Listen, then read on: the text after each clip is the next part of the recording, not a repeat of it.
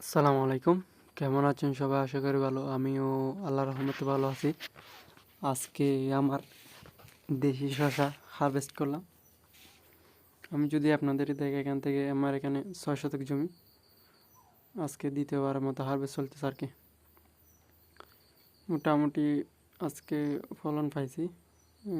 ছোটো মানে এর আগে আমি একবার ছিঁড়ছি, আজকে আবার ছিঁড়তেছি।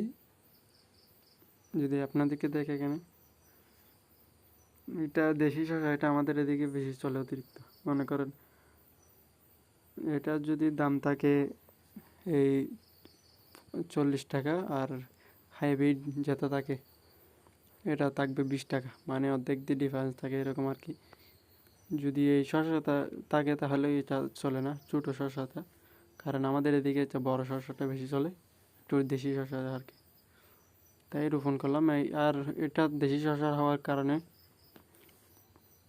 যে কোনো সময় রোগবালা একটু বাড়তে থাকে আমি বলতাম, কিন্তু ফলনও বেশি অতিরিক্ত, মানে প্রতি গাছে আপনি 5 থেকে 6-7 কেজি এরকম ফলন পেতে পারেন প্রতি গাছে। যদি আপনাকে দেখে প্রতি প্রতি ফলের ওজন 1 থেকে 1.5 কেজি এরকম প্রতি গাছে ফলন।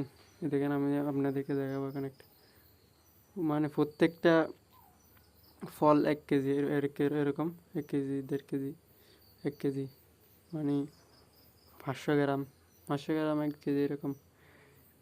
কারণ এগুলা অনেক অনেক বড় হয় শসাগুলা। আমি অনেক কয়েকটা বীজের জন্য রাখবো, তখন আপনারা দেখতে পারবেন। আমি ভিডিওতে আপনাদের বলবো।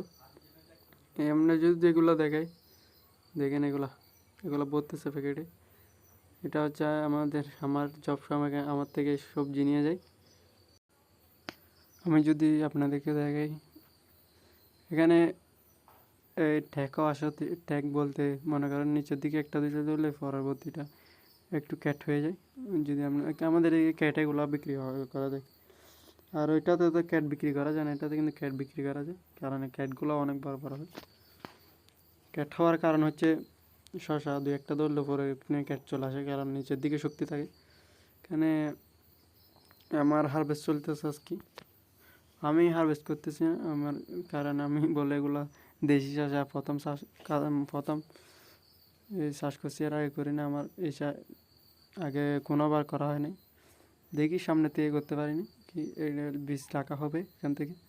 বীজ রাখলে তার পরবর্তীতে আবার করতে পারবো। কারণ এগুলো করি না, কারণ এটাতে আমার রিস্ক লাগে অতিরিক্ত রোগ বালাই, তাই করি না। যথেষ্ট অভিজ্ঞতা দরকার এটা করতে, অভিজ্ঞতা ছাড়া করা অসম্ভব। আর এখানে এটাতে ফলনও বেশি, লাভও একটু বেশি অতিরিক্ত, কিন্তু রিস্কও বেশি, লাভও বেশি। এটা আর এই তো বুঝতে পারছেন। আমার মনে হয় কথা, আমি এখানে মনে করো মেপে সবজি দিই না, ওকে দিয়ে দেবো মেপে। মানে ও দেখি একটা মেশিন কিনতে পারে নাকি, মেশিন একটা কিনে নেব মনে হয়। তা ওকে মেপে ওকে প্যাকেট করে নিয়ে যায়, ওখানে আড়ত দ্বারা নিয়ে মাপে। হচ্ছে আজকের ভিডিও, আশা করি বুঝতে পারছেন। ছোট্ট একটা আপডেট দিলাম আর কি।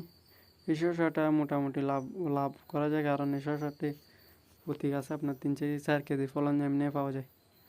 দেখতে পাচ্ছেন, 5টা যদি ধরে তাহলে যেমনি 5টায় 5 কেজি হয়ে যাবে। যদি এরকম 5-6টা 10টা ধরলে 5 কেজি এমনি হয়ে যাবে। 2টায় 1 কেজি যেমনি করা সম্ভব।